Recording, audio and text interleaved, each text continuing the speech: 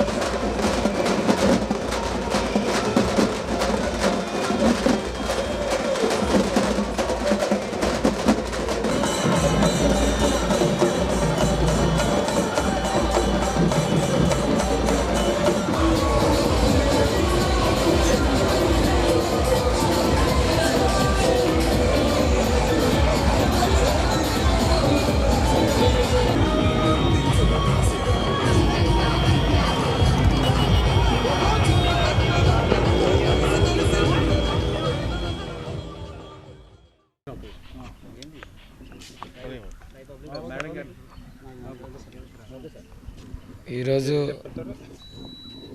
YSR Congress party కుటుంబ సభ్యులు అలాగే మమ్మల్ని ప్రేమించే మచిలీపట్నం ప్రజలందరితో తరలి వచ్చి నామినేషన్ వేయడం జరిగింది. ఈరోజు యంగ్స్టర్ అయిన నాకు ఎంతమంది ముందరికి వచ్చి నా వెనకాల నడిచి ఈరోజు ఎండను కూడా లెక్క చేయకుండా ఇక్కడ దాకా వచ్చి మేము నీతో తోడుగా ఉన్నాం, నువ్వు ముందరికి వెళ్ళు అని చెప్పి నామినేషన్ పంపిన ప్రతి ఒక్క కుటుంబ సభ్యుడికి ధన్యవాదాలు తెలియజేసుకున్నాను.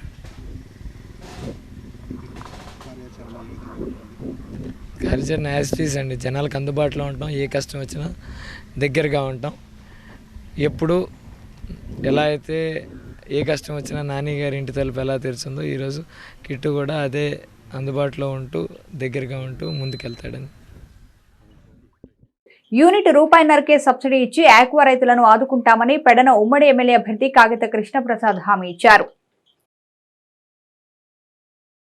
పెడన ఉమ్మడి అభ్యర్థి కాగిత కృష్ణప్రసాద్ జనసేన, బీజేపీ, తెలుగుదేశం పార్టీ శ్రేణులతో కలిసి కృతివేణు మండలం మాట్లం గ్రామంలో ఇంటింటికి తిరుగుతూ సూపర్ 6 మేనిఫెస్టో వివరించారు. ఈ సందర్భంగా ఆయన మాట్లాడుతూ కృతివేణు మండలంలో రైతులు ఎక్కువ శాతం ఆక్వాకల్చర్ పై ఆధారపడి జీవనం సాగిస్తారు అని, వారికి తెలుగుదేశం ప్రభుత్వం అధికారంలో ఉండగా వారికి విద్యుత్ సబ్సిడీ ఉండేదని, వైసీపీ ప్రభుత్వం ఆ సబ్సిడీని ఎత్తివేయడమే కాకుండా మేతల రేట్లు అధికంగా పెరిగాయని, వీటి వల్ల ఆక్వా రైతులు నష్టపోయారని ఆయన ఆరోపించారు.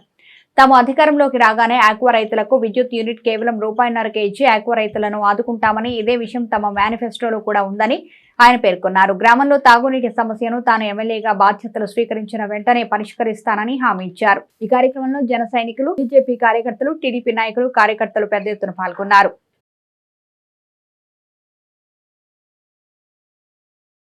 జనసేనాని పవన్ కళ్యాణ్ నామినేషన్ సందర్భంగా కోడూరు మండలంలో పార్టీ శ్రేణులు ప్రత్యేక పూజలు జరిపారు.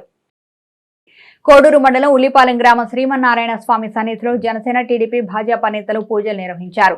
పవన్ కళ్యాణ్ 1,00,000 ఓట్ల మెజార్టీతో పిఠాపురంలో గెలవడం ఖాయమని వారన్నారు. పవన్ కళ్యాణ్ గెలుపుకు ఎటువంటి ఆటంకాలు ఉండకూడదు అంటూ పవన్ కళ్యాణ్ గోత్రనామంపై ఉమ్మడి పార్టీ నేతలు పూజలు నిర్వహించారు. కోడూరు మండలం బీజేపీ, టీడీపీ, జనసేన నాయకులు, కార్యకర్తలు ఈ కార్యక్రమంలో పాల్గొన్నారు.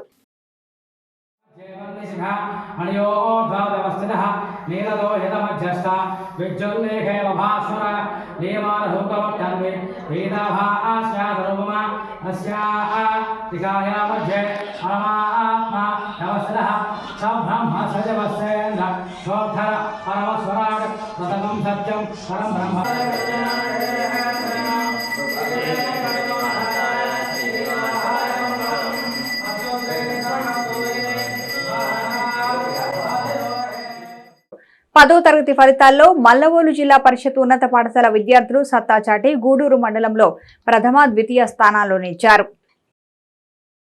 పదో తరగతి ఫలితాల్లో మల్లవోలు జిల్లా పరిషత్ ఉన్నత పాఠశాల విద్యార్థులు నాగరమ్య, జయశ్రీ మరియు అభిరాములకు మండల స్థాయిలో ప్రథమ మరియు ద్వితీయ స్థానాల్లో నిలిచారు. మండలం ప్రథమ స్థానంలో 575 మార్కులు, ద్వితీయ స్థానంలో 572 మార్కులతో జిల్లా పరిషత్ ఉన్నత పాఠశాల మల్లవోలు ప్రథమ స్థానంలో నిలిచింది. ఈ స్కూల్లో మొత్తం 135 మందిలో 77 ప్రథమ శ్రేణిలో ఉత్తీర్ణులయ్యారని, ప్రథమ, ద్వితీయ శ్రేణులు కలిపి 100 మందికి పైగా విద్యార్థులు ఉన్నారు. ఈ సందర్భంగా మండలం ఫస్ట్ వచ్చిన నాగరమ్య జయశ్రీని ప్రధాన ఉపాధ్యాయురాలు కాసాని అరుణ, మండల విద్యాశాఖ అధికారి సుబ్రహ్మణ్యం వారి తల్లిదండ్రుల సమక్షంలో సత్కరించి అభినందించారు. Summer special foundation course for high school students వేసవి శిక్షణా తరగతులను మచిలీపట్నం పెడనలో నిర్వహిస్తున్నట్లు మానవతా స్వచ్ఛంద సేవా సంస్థ తెలిపింది. మానవతా స్వచ్ఛంద సేవా సంస్థ ఆధ్వర్యంలో మచిలీపట్నం పెడనలో summer special foundation course for high school students పేరుతో వేసవి శిక్షణా తరగతులను నిర్వహిస్తున్నట్లు సంస్థ కృష్ణా జిల్లా director Mudigonda Sastri foundation course director Kanimuri Rajendra Prasad తెలిపారు. ఏప్రిల్ 25 నుంచి జూన్ 10 వరకు 45 రోజుల పాటు ఈ శిక్షణా తరగతులు ఉదయం పెడనలోని శివార్జున స్టడీ సెంటర్ ఫర్ సైన్సెస్, సాయంత్రం మచిలీపట్నంలోని జిల్లా కేంద్ర గ్రంథాలయంలో జరుగుతాయన్నారు. 8, 9, 10వ తరగతి 2024-25 విద్యా సంవత్సరంలో తెలుగు అండ్ ఇంగ్లీష్ మీడియంలలో చదివేవారు ఈ శిక్షణా తరగతులకు హాజరు కావచ్చన్నారు. ముఖ్యంగా 10వ తరగతి విద్యార్థులకు కొత్త పుస్తకాలు రానున్నాయి. మరి వాళ్ళకి పఠనాసక్తి పెంపొందించడానికి, విషయం పట్ల అవగాహన కల్పించడానికి మానవతా స్వచ్ఛంద సేవా సంస్థ ఆధ్వర్యంలో ప్రత్యేక శిక్షణా తరగతులు ఏర్పాటు చేయడం జరుగుతుంది. ఇందులో తెలుగు, ఇంగ్లీషు, లెక్కలు, సైన్సు మొదలగు విషయాలపైన పిల్లలకి ఆసక్తికరంగా బోధించి వాళ్ళని మోటివేట్ చేయడానికి ఈ యొక్క మానవతా స్వచ్ఛంద సేవా సంస్థ ఈ శిక్షణా తరగతులను ఏర్పాటు చేసింది. పట్టణంలో ఉన్నటువంటి 10వ తరగతి విద్యార్థులు ముఖ్యంగా ఈ అవకాశాన్ని సద్వినియోగం చేసుకోవాలని కోరుతున్నాం. మానవతా స్వచ్ఛంద సేవా సంస్థ ఆధ్వర్యంలో కృష్ణా జిల్లా కేంద్ర గ్రంథాలయం మచిలీపట్నంలోను, Pedana Sivarjuna study centre for sciences నందు మరి summer special foundation course for high school students 8, 9, 10 తరగతుల విద్యార్థుల కోసం అంటే రానున్న విద్యా సంవత్సరంలో మరి ప్రభుత్వ పాఠశాలలు అయితేనేమి, గురుకుల పాఠశాలలు అయితేనేమి, మున్సిపల్ పాఠశాలలు అయితేనేమి, జిల్లా పరిషత్ పాఠశాలలు, ఏ యాజమాన్యంలో ఉన్న పాఠశాలలకైనా సిబిఎస్ఈ సిలబస్ని మరి తీసుకురావడం జరుగుతుంది. సిబిఎస్ఈ సిలబస్ వస్తున్నటువంటి నేపథ్యంలో అనుభవం కలిగినటువంటి అధ్యాపకులు, ఉపాధ్యాయుల యొక్క భాగస్వామ్యంతో మానవతా స్వచ్ఛంద సేవా సంస్థ వారు ఈ సమ్మర్ స్పెషల్ ఫౌండేషన్ కోర్సుని ఏర్పాటు చేయడం జరిగింది. దీనిలో భాగంగా ఇప్పుడు మనకి మ్యాథ్స్ కానీ, ఫిజికల్ సైన్స్ కానీ, మరి బయాలజీ కానీ ఇలాంటి అంశాలతో పాటుగా మరి సామాన్య జ్ఞానం, జీకే, కాంపిటేటివ్ ఎగ్జామ్స్లో ఉపయోగపడే విధంగా, అదేవిధంగా తెలుగు, హిందీ, ఇంగ్లీషు, వ్యాకరణం అంశాలని నిపుణులైనటువంటి అనుభవం కలిగినటువంటి అధ్యాపకులు, ఉపాధ్యాయుల చేత సాయంత్రం 4 to 6, ఉదయం 8 to 9 to 11 గంటల మధ్య పెడన్లోను, సాయంత్రం 5 to 7 గంటల మధ్య మచిలీపట్నంలోను ఈ కార్యక్రమాలను నిర్వహించడం జరుగుతుంది. ప్రభుత్వం ప్రతి సంవత్సరం గత 4 సంవత్సరాల నుంచి కూడా సమ్మర్ క్యాంపులు, వేసవి శిక్షణ తరగతులు త్రూ అవుట్ స్టేట్ ప్రోగ్రామ్ ఇది. అట్లాగే ఈ సంవత్సరం కూడా ఈ నెల 29వ తారీఖు నుంచి జూన్ 7వ తారీఖు వరకు కూడా రొటీన్గా జరిగే కార్యక్రమం. ఈ కార్యక్రమం మార్నింగ్ అన్ని గ్రంథాలయాల్లో ఉదయం 8 గంటల నుంచి మధ్యాహ్నం 12 గంటల వరకు సాగుతుంది. ఈ 4 గంటల పీరియడ్లో పిల్లలందరికీ కూడా మేము మా లైబ్రరీ తరపున స్నాక్స్ అవన్నీ అరేంజ్ చేస్తాము. అలాగే వారికి వివిధ ప్రోగ్రామ్ సబ్జెక్టులో టీచర్స్తో కూడా వాళ్ళకి 4 అవర్స్లో కార్యక్రమం నిర్వహిస్తాము. ఈ సందర్భంగా కూడా పట్టణంలోని స్కూల్ పిల్లలందరూ కూడా ఈ జిల్లా కేంద్ర గ్రంథాలయంలో నిర్వహించే కార్యక్రమాన్ని సద్వినియోగం చేసుకోవాల్సిందిగా కోరుచున్నాము. అలాగే మానవతా స్వచ్ఛంద సేవా సంస్థ వారు ఈ సంవత్సరం కొత్తగా ఈ 8th, 9th, 10th పిల్లలకి 10th క్లాస్ CBS సిలబస్ మారుతున్న సందర్భంగా వారికి ఓరియంటేషన్ క్లాసెస్ నిర్వహించడానికి ముందుకు వచ్చారు.